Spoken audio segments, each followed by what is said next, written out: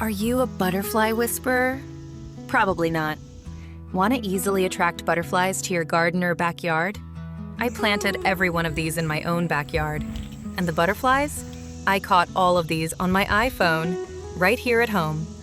People think creating a beautiful butterfly garden takes some special green thumb, or that you have to be an amazing landscaper, but it's actually pretty easy. The whole secret is simple. Mix a few easy perennials that come back every year with a couple of cheap annuals that bloom all summer long. That way you have flowers for the butterflies year after year without spending a fortune replacing plants every season. Here are the 10 plants that bring the most butterflies to my yard.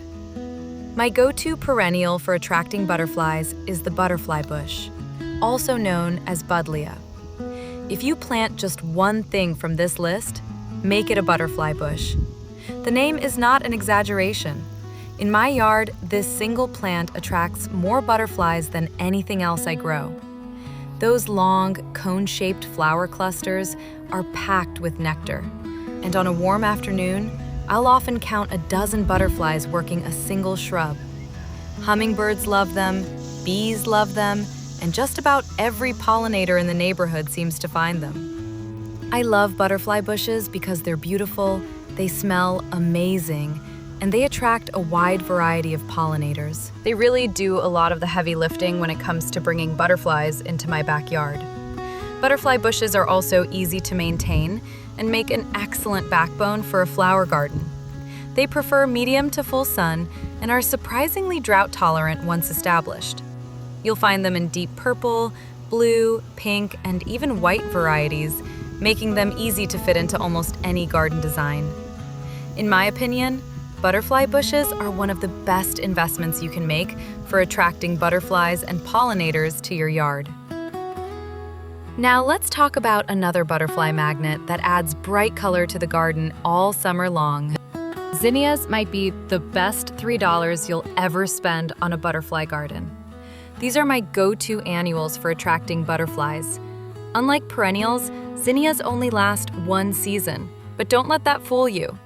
A single packet of seeds can fill an entire flower bed and provide non-stop blooms from summer all the way into fall. They're incredibly easy to grow. Just plant the seeds and wait. Within about 30 to 45 days, you'll start seeing colorful blooms, and before long, monarchs, swallowtails, and other butterflies will be treating them like a buffet. One reason I love zinnias is that they give you a huge return for very little effort. They thrive in full sun, don't require much maintenance, and produce armloads of flowers for months. For the best butterfly activity, give them plenty of room for good airflow and stick with single-flowered varieties. Those open blooms make it much easier for butterflies to reach the nectar. And here's my favorite trick. Sow a second round of seeds in late June or early July. That second planting will be hitting its peak in September, right when migrating monarchs start passing through. We plant zinnias in a simple garden box every year, and they absolutely take off. By midsummer, they're covered in blooms, butterflies, bees, and other pollinators from sunrise to sunset. If you're looking for a low-cost, low-maintenance flower that delivers a big payoff, zinnias deserve a spot in every butterfly garden. Now here's the one most people skip. Nectar feeds the adult butterflies, but milkweed is the only plant that monarch caterpillars can actually eat. Plant it, and you go from a simple rest stop for butterflies to a full nursery. Some people will notice tiny eggs on the undersides of the leaves. A few days later, the striped caterpillars show up, and if you're lucky, you'll eventually get to see a chrysalis. I just know that when milkweed starts growing, the pollinators show up fast. Even bees and other insects seem to find their way to it. I actually thought this plant wasn't going to make it after a harsh winter we had, but it surprised me and came back strong the next spring. The key is to choose a type native to your area. For dry spots, go with butterfly weed. For wetter areas, swamp milkweed tends to do best. Both are in the milkweed family, and both support monarch life cycles. And don't panic when the leaves start getting chewed up. That's not damage. That's the whole point. You're not just growing a plant anymore. You're raising the next generation of monarch butterflies. After that, it gets easy. Coneflower is a tough native that butterflies and bees both love. It's very similar to zinnias in the way pollinators are drawn straight to the open blooms. And once it gets established, it really takes off with very little effort. Next up is lantana. Lantana is one of those easy, reliable plants that's simple to get started and keeps going strong once it does. In warmer climates, it often comes back year after year, and most garden centers keep it in stock because it performs so well in hot weather and full sun.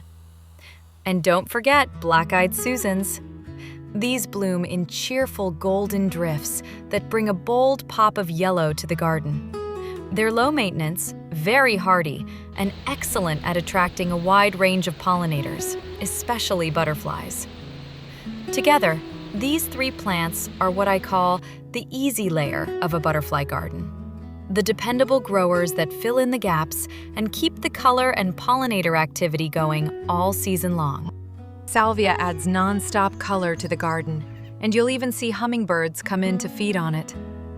I like planting it between larger plants to fill in the gaps.